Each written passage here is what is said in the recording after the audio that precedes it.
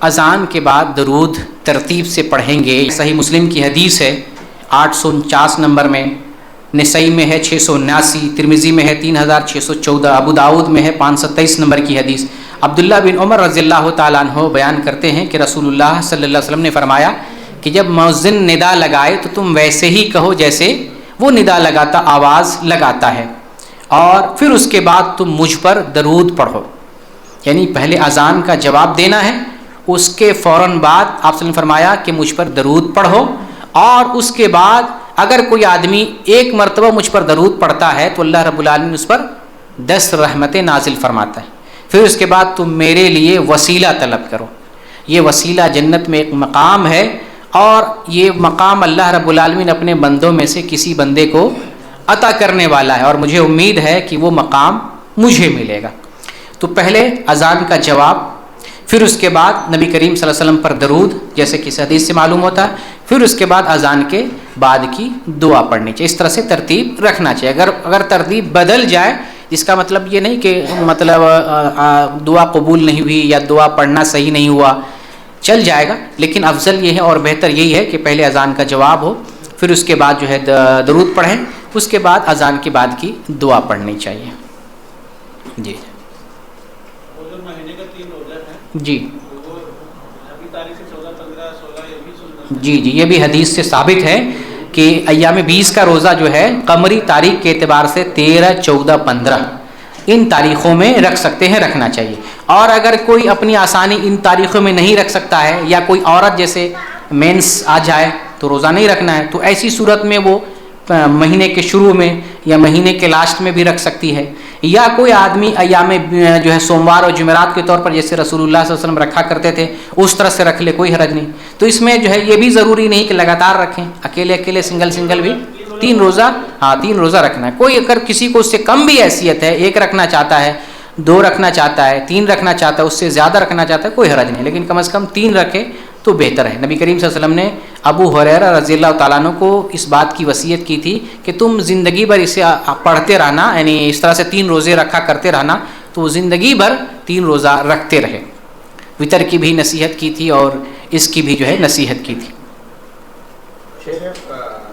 شعبان کی فضیلت کے بارے میں ایک وہ ہے حدیث جی جس کو بعض علماء نے حسن بھی کہے ہیں، جی جی تو اس بیسس پہ لوگ جو ہے وہ شب برات مناتے ہیں کہ نصف شعبان میں اللہ کے سب کی جاتے ہیں، اور کچھ ایسا ہے قبرستان جانے والا، قبرستان کا نہیں، مغفرت والا، مغفرت والا، جی جی جس کے دل میں بغض اور شرک نہیں ہوگا وہ معاف کر دیا جائے گا۔ تو اس کی وجہ سے لوگ عمل کرتے ہیں، اس دن خاص روزہ بھی رکھتے ہیں۔ کچھ لوگ یہ بھی حدیث لاتے ہیں کہ 15 شعبان کا روزہ رکھنا چاہیے۔ جی جی شعبان یا 15 شعبان کے تعلق سے بہت سارے دلائل ملتے ہیں، بہت ساری احادیث ہیں، لیکن اگر جب آپ غور کریں گے، میرا مضمون اس پر ہے 15 شعبان کی حقیقت، میں نے اس پر لکھا ہے۔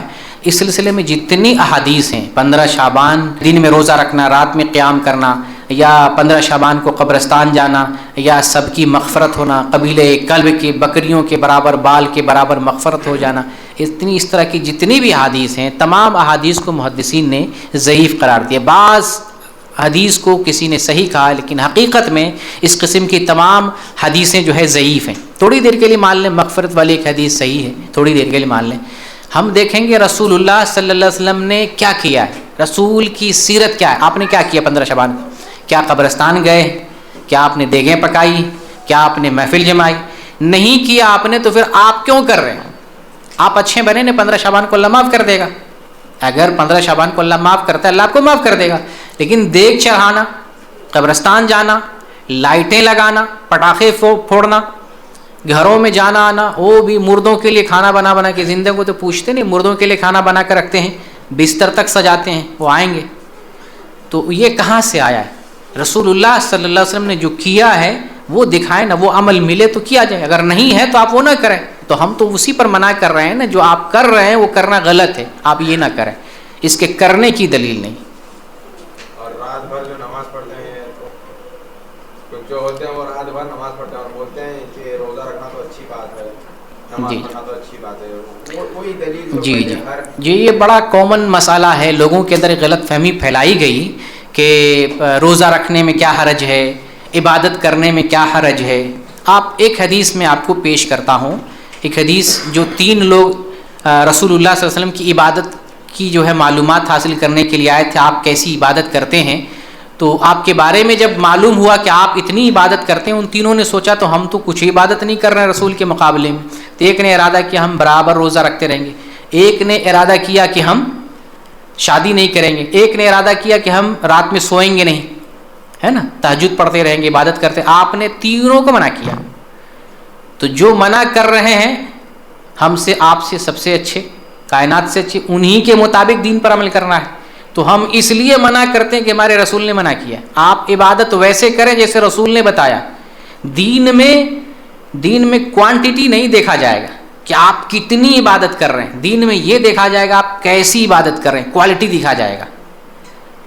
آپ مثال کے طور پہ ابھی مغرب کی نماز پڑھے ہیں، 3 رکعت نماز پڑھیں، کوئی آدمی مغرب کی 4 رکعت نماز پڑھے تو نماز پڑھنا تو اچھی چیز ہے، ان کو انہی کی دلیل سے پٹکنے کی کوشش کریں.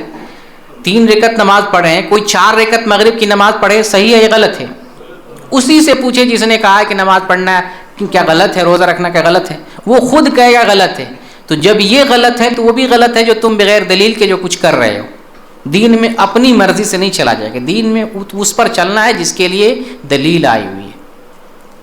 تو عمل بھی کوانٹٹی نہیں دیکھیں گے، عمل دیکھیں گے کیسا عمل ہے، کس طرح سے کر رہا ہے. ایک آدمی جو ہے عبادت کر رہا تھا، حذیفہ رضی اللہ تعالیٰ عنہ نے اس کو دیکھا، وہ جلدی جلدی عبادت کر رہا تھا، رکوع سجدہ صحیح سے نہیں کر رہا تھا. تو انہوں نے پوچھا تم یہ عبادت کب سے کر رہے ہو؟ تو اس نے کہا کہ میں 40 سال سے عبادت کر رہا ہوں. ایسا تو وہ کہتے ہیں کہ تم نے 40 سال سے نماز نہیں پڑھی ہے. ما صلیت منذ 40 سنہ، یہ صحیح حدیث ہے. تم نے 40 سال سے نماز نہیں پڑھی ہے. کوانٹٹی دیکھیں، 40 سال کی عبادت. کہہ رہے ہیں کہ تمہاری نماز نہیں، تم نے جو نماز پڑھی ہے 40 سال کی کوئی نماز نہیں ہوئی. اگر تم اسی حال میں مر گئے، قسم کھا کے کہتے ہیں تمہارا خاتمہ رسول اللہ صلی اللہ علیہ وسلم کی ملت پر نہیں ہوگا، تم رسول کے طریقے پر تم نہیں مرو گے اگر تم ایسے ہی عبادت کرتے ہوئے دنیا سے گئے. تو یہ کوانٹٹی دین میں نہیں دیکھا جائے گا، دین میں کیا دیکھا جائے گا؟ کوالٹی، آپ کیسے عبادت کر رہے ہیں. انہوں نے بتایا کہ اللہ کے بندے عبادت کرو تو ٹھیک ڈھنگ سے عبادت کرو، ٹھیک ہے، ہلکی عبادت کرو، کم کرو، کوئی مسئلہ نہیں ہے، لیکن اچھے سے عبادت کرو، ڈھنگ سے عبادت کرو. تو دین میں یہ مطلوب ہے، کوالٹی اصل مطلوب ہے، اور کوانٹٹی وہی جو رسول اللہ صلی اللہ علیہ وسلم نے بتایا. اپنی مرضی سے بھی ہم نہیں طے کریں گے. نبی صلی اللہ علیہ وسلم کے بارے میں آتا ہے کہ آپ صلی اللہ علیہ وسلم نے کوئی ایسی رات نہیں گزاری کہ صبح تک عبادت کرتے رہے. کوئی ایسی رات نہیں، کوئی ایسی رات نہیں، کوئی ایسا جو ہے ایسی رات نہیں جس میں پورا قرآن آپ نے ختم کیا ہو. تو آپ صلی اللہ علیہ وسلم جیسی زندگی گزار رہے ہیں ہمیں اسی طریقے سے زندگی گزارنی ہے. ابھی پھر یہ لوگ یہ کہیں گے کہ تراویح نبی صلی اللہ علیہ وسلم کے زمانے میں 20 رکعتیں رہتی تھی. یہ بھی ایک شبہ ہے، یہ بھی لوگوں کا ایک شبہ ہے. جتنے شبہ ہیں آپ لائیں، آپ سے پوچھیں گے آپ جو بریانی کھاتے ہیں اس کی دلیل کیا ہے، تو اس طرح سے شبہ پیدا کرتے ہیں. جیسے یہ بھی ایک شبہ ہے کہ تراویح جو ہے کہاں سے آئی. تراویح تو نبی کے، تراویح کیا چیز ہے اس کو سمجھیں. تراویح ہے تہجد، قیام اللیل. جو سوال کرے اسی سے پہلے قبول کروائیں کہ تراویح جو پڑھتے اس کا کیا ثواب ہے. وہ حدیث بیان کریں گے، من قام رمضان ایمانا واحتسابا غفر له ما تقدم من ذنبه. جو رمضان کو قیام کرتا ہے اس کو اتنا ثواب ملے گا جیسے پورے جو ہے گزشتہ تمام گناہ معاف کر دیے تھے. من قام رمضان ایمانا واحتسابا غفر له ما تقدم من ذنبه. جو رمضان میں ایمان اور احتساب کے ساتھ قیام کرتا ہے اس کے سابقہ تمام گناہ معاف کر دیے تھے. یہاں حدیث کیا آ رہی ہے؟ من قام رمضان. یہاں تراویح تو نہیں ہے، کیا آیا؟ من قام رمضان میں قیام کرے. تو یہ جو تراویح ہے قیام اللیل ہے جو پورے سال آپ کرتے ہیں. تو نبی کریم صلی اللہ علیہ وسلم جو پورے سال عبادت کرتے ہیں، یا آپ بھی تہجد پڑھتے ہیں، قیام اللیل کرتے ہیں، کیا حضرت عمر کی وجہ سے کرتے ہیں؟ حضرت عمر نے اس چیز کو دین میں داخل کیا ہے. یہ تو عبادت اللہ تعالیٰ کی پورے سال مشروع ہے. رمضان میں اس کو تراویح بھی کہہ دیتے ہیں لیکن یہ تہجد ہی ہے. اس کو تہجد کہیں، قیام اللیل کہیں، صلاۃ اللیل کہیں، یہ سب ایک ہی نام ہے. تو یہ قیام اللیل ہے. یہ تو قیام اللیل نبی صلی اللہ علیہ وسلم تو سال بھر کرتے تھے، رمضان میں بھی کیے ہیں. حضرت عمر کے بارے میں آتا ہے کہ انہوں نے جماعت پر لوگوں کو جمع کیے. جماعت پر مسجد میں دیکھا لوگ متفرق طریقے پر رات میں عبادت کر رہے ہیں، تو آپ نے کہا کہ ایک امام متعین کیا.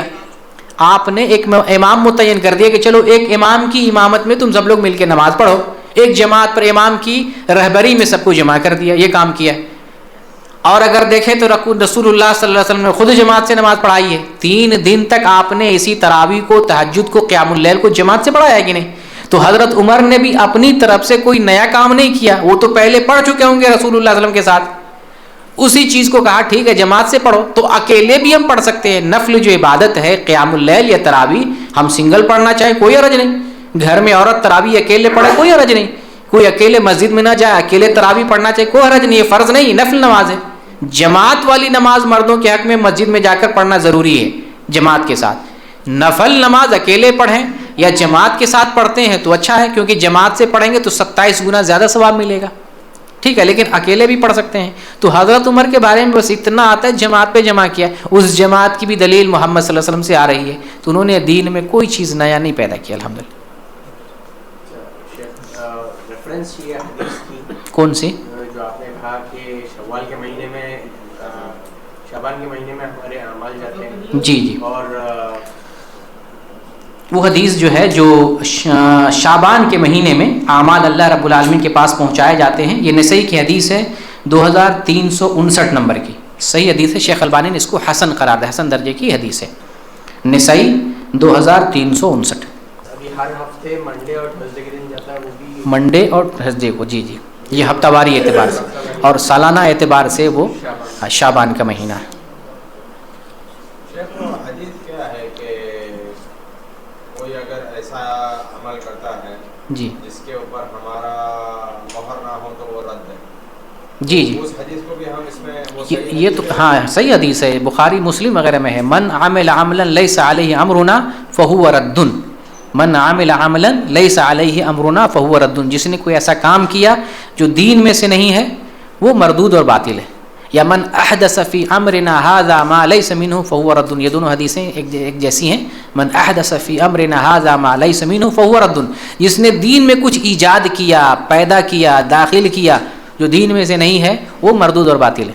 یہ وہ حدیث ہے جو قاعدے کے طور پر ہے، اصول، جیسے سائنس میں کوئی ٹول ہوتا ہے نا جس سے آپ ناپتے ہیں تولتے ہیں، یہ ٹول کے طور پہ بدعت کو چیک کرنے اور ناپنے کے لیے یہ جو حدیث اصول کی حیثیت رکھتا ہے، کوئی بھی بدعت اس میزان پر لائیں، وہ مردود، جو کہتے ہیں نا کہ جو ہے اس کے لیے دلیل لاؤ، اس کے لیے منع کہاں یہ دکھاؤ، منع کہاں یہ دو، یہی حدیث منع ہے کہ دین میں کوئی بھی کام کرنے کے لیے دلیل چاہیے، اگر اس کے لیے دلیل نہیں ہے وہ مردود باطل ہے۔ شکراً، جزاکم اللہ، سبحانک اللہم و بحمدک، اشہد ان لا الہ الا انت، استغفرک و اتوب الیک۔